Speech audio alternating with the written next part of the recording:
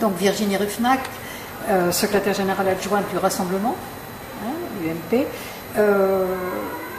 hallucinant, indécent, ridicule, honteux ou légitime. Comment est-ce que vous qualifiez la demande de Roch Wamitan, le président du Congrès, auprès de Jean-Marc Ayrault, le Premier ministre national, d'envoyer des observateurs de l'ONU pour superviser la révision des listes électorales déjà contrôlées par des magistrats métropolitains? Indigne. Indigne. Roch Wamitan parle de ce sujet à la terre entière, en dehors de la Nouvelle-Calédonie, puisqu'il ne consulte même pas son partenaire local, qui est celui de l'accord de Nouméa, le camp indépendantiste. Il va demander des recours et des interventions extérieures.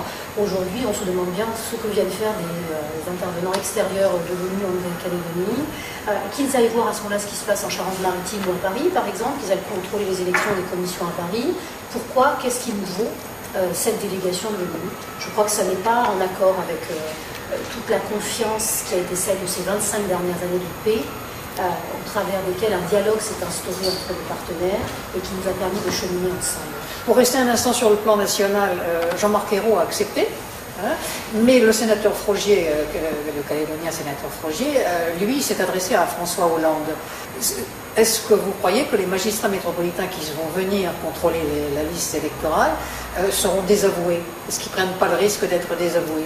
Écoutez, alors Pierre Frogier, notre sénateur et président, s'est adressé à la fois au président de la République et aussi au Premier ministre. Au Premier ministre pour dénoncer effectivement cette délégation de l'ONU et au président de la République pour intervenir contre ce que souhaite Roch Wamitan, c'est-à-dire la radiation d'électeurs qui étaient autorisés jusqu'alors à voter aux élections provinciales et dont le FLNKS souhaite qu'ils soient exclus désormais. Nous verrons ce que répondra l'État. Vous savez, notre président a demandé la tenue d'un comité des signataires extraordinaire sur ce sujet. Qu'est-ce que vous avez dit? Vous avez obtenu des réponses? Nous les attendons. Nous attendons un entretien notamment entre notre président et puis le Premier ministre qui devra donner son positionnement. Il n'est pas normal aujourd'hui qu'un seul des partenaires, les indépendantistes, uniquement au travers de Roch Wamitan, ait été reçu par l'État. Il y a un autre partenaire en Nouvelle-Calédonie aussi. Mais c'est peu probable, Virginie Ruffnac, qu'il y ait en urgence un comité des signataires juste avant les provinciales. Écoutez, je n'en suis pas sûre. Je pense que justement le comité des signataires est fait pour traiter de ce genre de questions.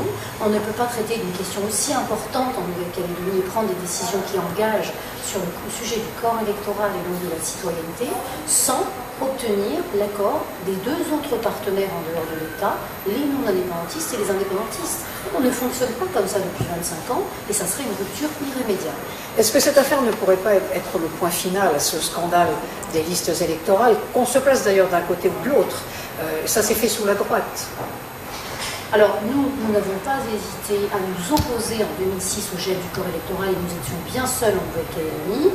Pierre Frogier, qui était à l'époque député UMP, s'est opposé à sa propre majorité. Donc, quand les intérêts des Calédoniens sont en jeu, nous n'hésitons pas à nous opposer à des intérêts nationaux. Et vous avez raison, l'État a sa part de responsabilité dans le gel du corps électoral. À l'époque, c'était Jacques Chirac qui était président de la République. Nous savons par ailleurs que Nicolas Sarkozy n'était pas favorable. Et vous savez, le rassemblement, au-delà de l'UMP, est très sarkozyste. Oui, mais personne n'a rien fait. Alors, le problème, c'est qu'il n'y a pas eu de consensus en Nouvelle-Calédonie dans le camp non indépendantiste.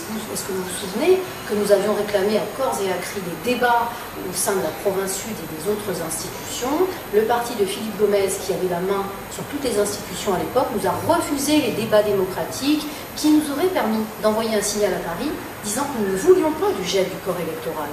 Croyez-vous vraiment que si Paris avait reçu ce message de la Nouvelle-Calédonie, il aurait pu aller contre une majorité du Congrès de la Nouvelle-Calédonie? Je ne le crois pas. Alors, puisque vous parlez de Philippe Gomez, je ne voulais pas vous en parler, mais puisque vous le faites, qu'est-ce que vous pensez de ce nouvel arrêt de la Cour de cassation qui a été révélé par Calédonie Ensemble? Est-ce que ça pourrait mettre un point final à cette affaire des listes électorales? Écoutez, il y a des analyses juridiques qui sont en cours, mais non, visiblement non. Cet arrêt de la Cour de cassation de décembre 2013 ne mettrait pas une fin, parce qu'il ne porte pas sur la mention B de l'article 188, c'est-à-dire qu'il ne concerne pas les personnes qui sont arrivées après 88. Il concerne les personnes arrivées avant 88. 88 donc, il ne règle 98. 88 là en l'occurrence. Donc il ne réglera pas le problème de ces personnes dont le FLNKS veut la radiation sous le prétexte qu'ils n'étaient pas inscrits sur les listes générales en 98, sauf qu'aujourd'hui, ceci est légal. Ce que dit le FNKS est aussi effectivement le droit. Donc vous le voyez bien, ce problème ne se réglera pas de manière juridique. La solution n'est pas juridique, la solution elle est politique. Parce que si nous allons au bout du droit, il y a aussi des Calédoniens, dont des Kanaks, et par milliers par Justement, combien de personnes sont concernées? Alors, exactement? Nous avons mené un gros travail sur les listes électorales que nous avons épluchées avec beaucoup d'équipes militantes depuis plusieurs jours, et nous avons constaté qu'il y aurait de l'ordre de 6 000 électeurs des communes indépendantistes, à très forte majorité indépendantiste, qui ne seraient pas non plus sur les listes générales de 98.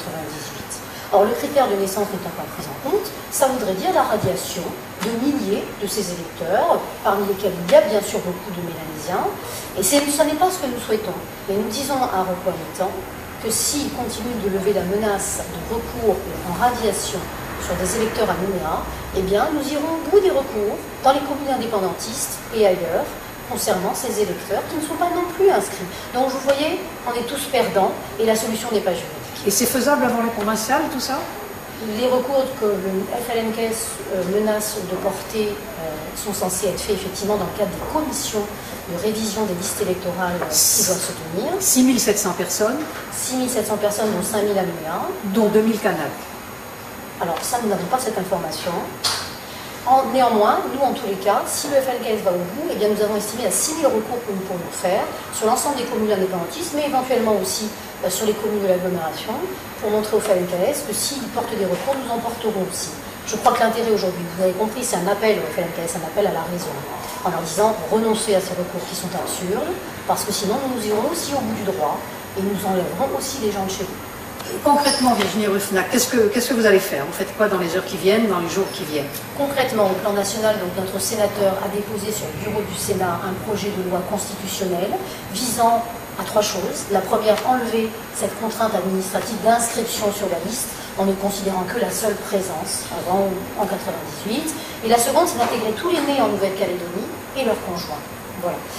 Nous allons soumettre cela dans le cadre des institutions que nous dirigeons. Cynthia Lijard a décidé de soumettre un débat le 27 février prochain à l'Assemblée de la province Sud et de soumettre un vœu de soutien à ce projet de modification constitutionnelle qui réglerait le problème.